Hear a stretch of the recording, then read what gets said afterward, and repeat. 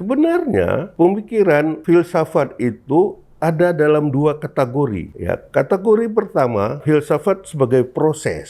Yang kedua, filsafat sebagai produk. Jadi yang mungkin orang menganggap kemudian filsafat itu adalah sesat atau kemudian dilarang atau macam-macam segalanya adalah ketika orang bertumpu filsafat itu pada hari ini, insya Allah kita akan mencoba mendiskusikan kembali persoalan-persoalan seputar hal yang paling mendasar dalam kehidupan umat manusia, yaitu persoalan berpikir. Kali ini kita akan mengangkat topik filsafat dan berpikir, yaitu berpikir tentang berpikir. Bagaimana kemudian filsafat itu yang dikatakan menggunakan olah pikir sebagai sesuatu yang perlu kita laksanakan, perlu kita pahami dengan baik, bahwa berpikir itu adalah filsafat. Tapi tidak semua berpikir adalah filsafat. Betul kalau filsafat itu sesuatu yang mengisi, yang terisi dengan kegiatan-kegiatan kognitif dalam artian berpikir yang memiliki suatu kriteria tertentu, namun kemudian tidak berpikir yang sehari-hari barangkali bisa kita golongkan kepada kegiatan filsafat. Jadi dalam hal ini, ketika kita berpikir tentang filsafat atau filsafat berpikir, itu ada sejumlah kriteria yang perlu kita pahami untuk menandai bahwa berpikir kita itu adalah sesuatu yang menuju pemahaman filosofis dalam arti etimologis. Orang yang berpikir filsafat itu untuk memperoleh kebenaran, untuk memperoleh kearifan yang kemudian dicintainya. Jadi filosofia, cinta kepada kearifan, kepada hikmah, kepada kebenaran yang tidak akan diantarkan kepada kebenaran itu jika kita hanya sekedar berpikir seperti orang berpikir sehari-hari. Namun dalam kesempatan ini saya ingin coba menguraikan kriteria apa saja yang kemudian menandai pemikiran itu adalah pemikiran filosofis atau pemikiran filsafat. Yang pertama, pemirsa yang terhormat, yaitu rasional. Pemikiran filsafat itu harus rasional, artinya masuk ke dalam akal sehat kita. Dan sesuatu yang masuk akal sehat itu memang sudah ada di dalam diri kita, bahwa sesuatu itu bisa kita terima sebagai kebenaran. Katakanlah dalam hal ini saya berikan contoh, misalnya Tuhan. Ketika orang memahami Tuhan, lantas Tuhan itu dalam logika kebenaran kita adalah sesuatu yang tidak serupa dengan makhluk. Pencipta dengan yang diciptakan tidak memiliki keserupaan apapun. Jika ada sesuatu yang menyerupai, maka dia gagal menjadi Tuhan. Nah, itu secara rasional. Jadi sesuatu yang rasional itu yang masuk ke akal kita, bahwa sesuatu yang kita anggap benar itu adalah rasional. Yang kedua, yang juga sangat penting, sifat dari pemikiran filsafat itu bertumpu pada pemikiran yang mendasar, yang radikal. Yang dalam hal ini kita tidak berhenti berpikir dalam sesuatu yang kemudian masih menyisakan banyak pertanyaan. Jadi pertanyaan-pertanyaan yang masih bisa diungkapkan untuk kemudian ditanyakan kembali dan dijawab kemudian dan ditanyakan kembali, jawaban kembali itu menjadi pertanyaan kemudian. Itulah suatu dialektika yang kemudian mengantarkan kita pada suatu pemahaman yang mendasar. Jadi kriteria selanjutnya di sini adalah dialektika. Dialektika adalah tanya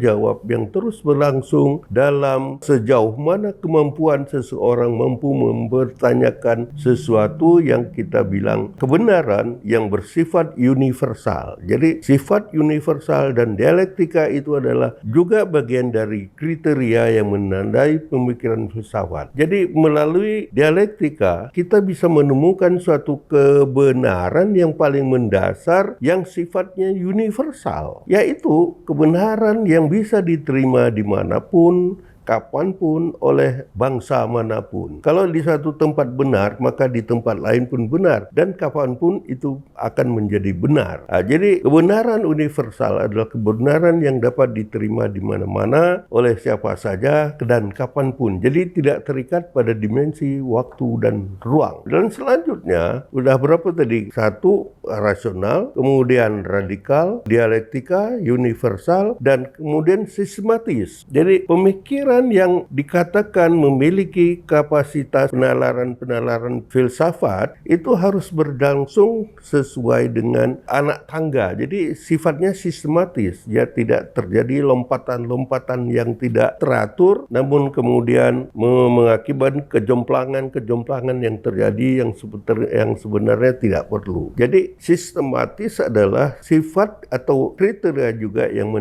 menandai pemikiran itu filsafat. Jadi sifat sistematis merupakan sesuatu yang juga menjadi kriteria dari pemikiran filsafat. Pada kriteria selanjutnya itu ada yang dinamakan dengan futuristik. Jadi pemikiran filsafat itu menjangkau jauh ke masa depan, di mana kita bisa meramalkan sesuatu di masa depan, bisa berpikir sesuatu secara projektif ke masa depan, berdasarkan perhitungan-perhitungan, objektivitas, keadaan-keadaan yang ada pada hari ini. Jadi sesuatu yang ada bisa kita cermati pada masa sekarang, itu bisa menjadi bahan bagi pemikiran filsafat untuk menjangkau realitas masa depan yang mungkin akan terjadi, yang kemudian di situ bisa benar, memang bisa salah. Jadi di antara pemikiran yang futuristik ini ada yang bersifat spekulatif. Jadi kita memproyeksikan pemikiran futuristik berdasarkan spekulasi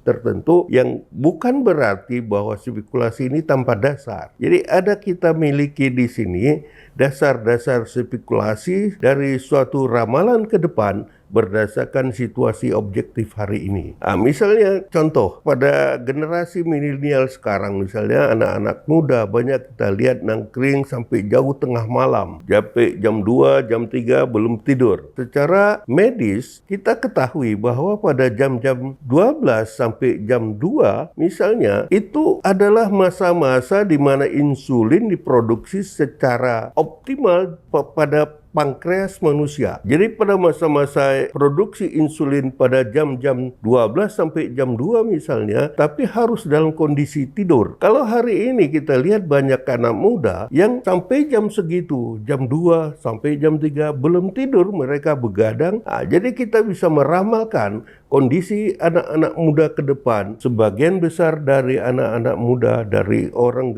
yang hadir pada masa depan 15-20 tahun ke depan, itu adalah orang-orang yang akan menderita diabetes. Jadi pada masa-masa insulin itu diproduksi secara optimal, di saat-saat itu kita nggak menggunakan waktu itu untuk kita beri kesempatan tubuh memproduksi insulin secara optimal. Jadi futuristik ini adalah suatu ramalan yang kita berikan di saat kondisi-kondisi hari ini menjadi penanda yang bisa kita evaluasi, bisa kita kaji hubungan kausalitasnya untuk mengetahui, meramalkan, memprediksikan apa-apa yang akan terjadi di masa depan. Jadi begitulah berpikir yang ditandai oleh sejumlah kriteria tadi, itu adalah kemudian yang dapat digolongkan kepada pemikiran filsafat. Jadi filsafat adalah berpikir, dan berpikir belum tentu filsafat. Ada orang kadang-kadang hari ini bahkan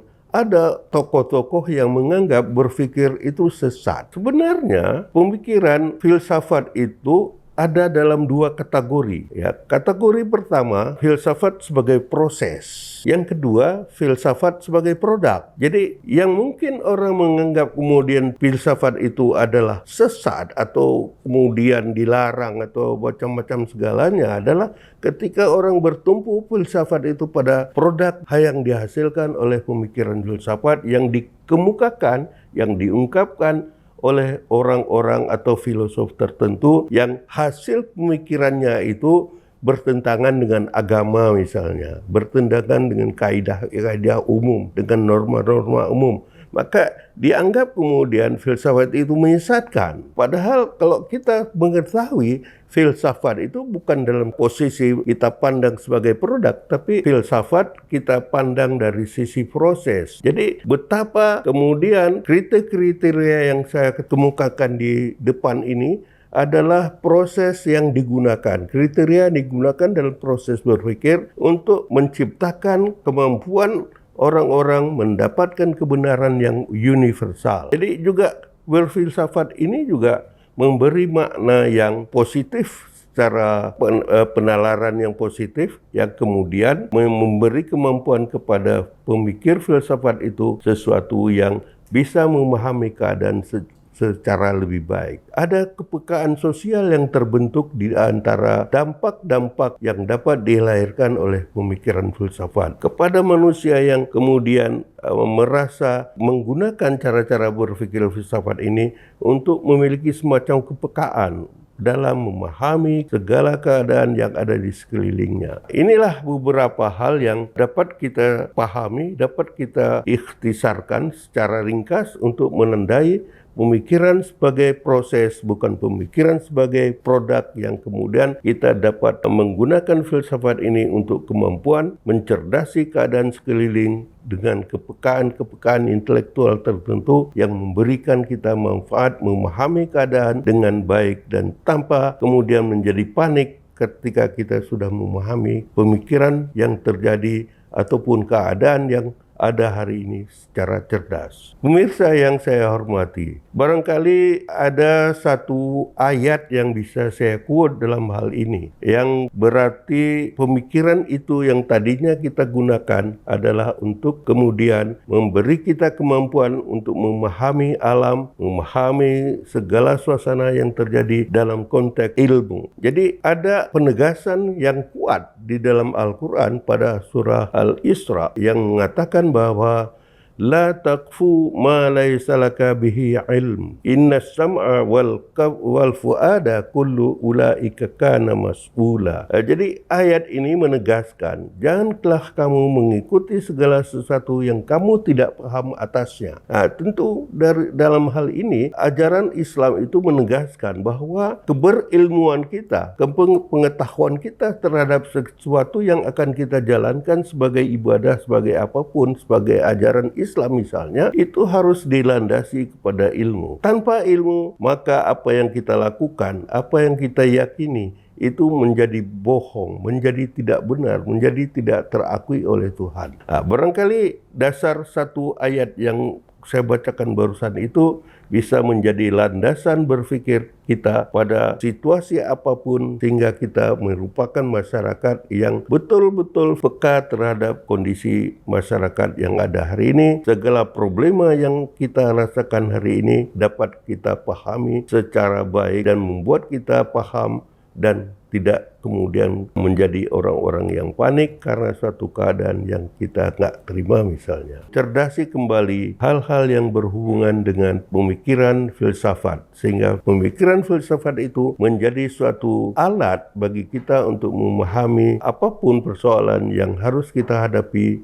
yang harus kita selesaikan dengan baik tanpa gerasa gerusu, panik dan sebagainya.